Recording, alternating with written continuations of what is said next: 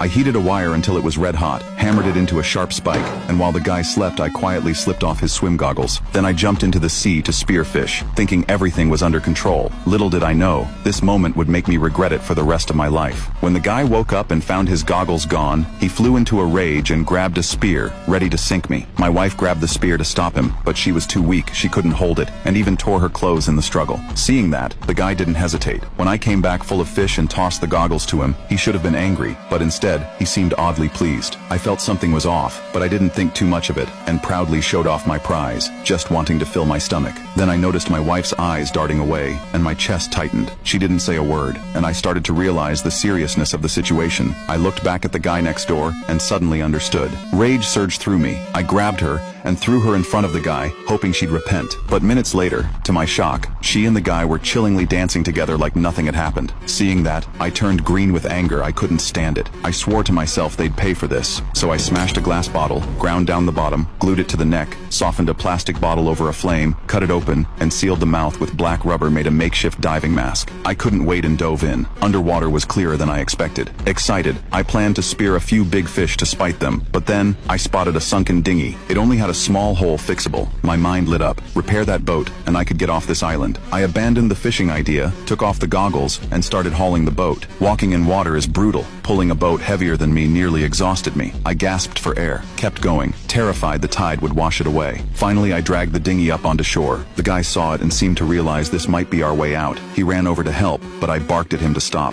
He'd humiliated me before, now he had the nerve to cozy up to me? No way. For days I worked on the boat, dreaming of leaving the island. Then my wife came to apologize, saying she did what she did to survive and begging me to take her when the boat was ready. I wasn't stupid. I didn't buy her one-sided excuse and turned away in anger. Not long after, the boat was fixed, and even had a sail. Seeing the guy busy, I grabbed my spear, planning to catch a few more fish for provisions. But as soon as I hit the water, I sensed something was wrong. I surfaced and saw they had already loaded all their stuff into the dinghy. They were trying to steal my boat. Fury boiled over. I sprinted to the shore, trying to stop them, but it was too late. They'd pushed the boat into the water. I chased after them but couldn't catch up, and could only roar on the beach. Watching them sail away, my anger strangely shifted to amusement. I lay back in my chair, ready to watch the show.